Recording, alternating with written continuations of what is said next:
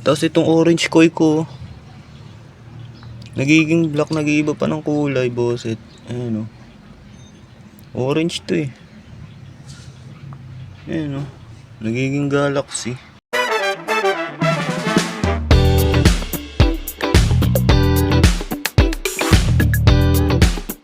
Good morning na makulimlim oh. Magpapakain ako ngayon. Puro BBS ipapakain ko sa kanila ngayon.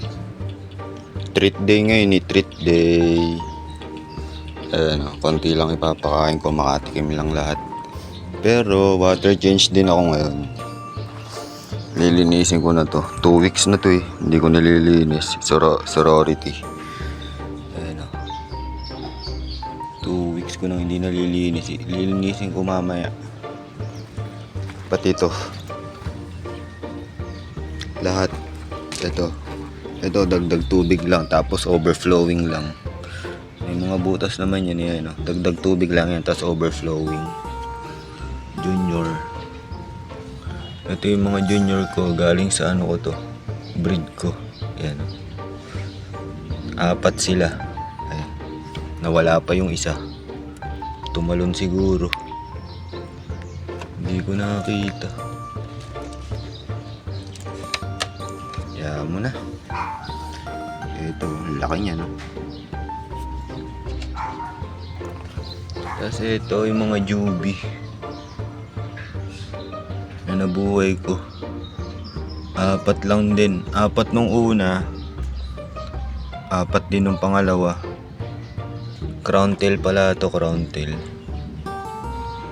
Hanggang 4 lang nabubuhay ko ah. Kumbaga sa galing, 40% pa lang ah. 4% pa lang ah. Malayo-layo pa tayong ano. Marami-rami pa tayong kakainin para makapagpabuhay ng marami talaga, ng hundreds. Pero pipilitin nating makabuhay ng hundreds. Hanggat hindi natin nagagawang makabuhay ng hundreds, hindi tayo titigil mag-alaga. Yun ang goal natin, makabuhay ng hundreds na beta fry na sariling breed. Kasi una, ito 4 na buhay ko eh. Ayan ang mga magkakapatid yan at saka ito. Ay, nawala pala isa. Tapos ito 4 na naman. So yun, lilinisin ko lang ng konting tubig na ito, tapos konting 50% palit lang siguro. At ako'y madaming gagawin. Ito buhos lang to, overflowing lang gagawin ko dito. Tapos papakain din ako. Ito lang yung mga breeder ko, konti lang yan. 1, 2, 3, 4, 5 lang. 5 pa lang breeder ko dito na male. Pero sa sorority marami. Ito lahat to, okay na to lahat. Goods na lahat to.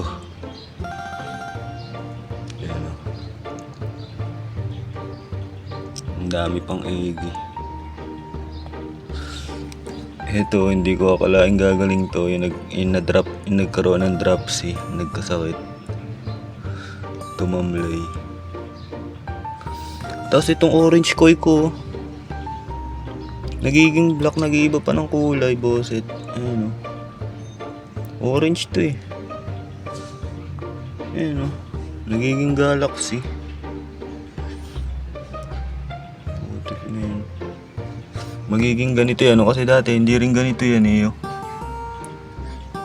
Biglang naging avatar.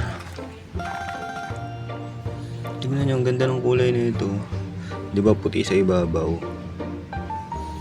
Pero yung ilalim niya, black. Pag nailagay ko sa showing tank to, ang ganda na ito.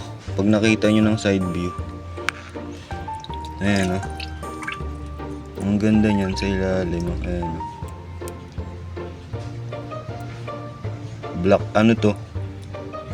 Hindi ko malaman kung avatar o samurai. Yung mga ganyan. Pero alam ko samurai yung ganito eh. Ewan ko ba, nalilito ako sa avatar at saka samurai. Explain nyo nga sa akin kung ano pinagkaiba nila. So, yun. Maglilinis muna ako. Saktong kwento lang yun.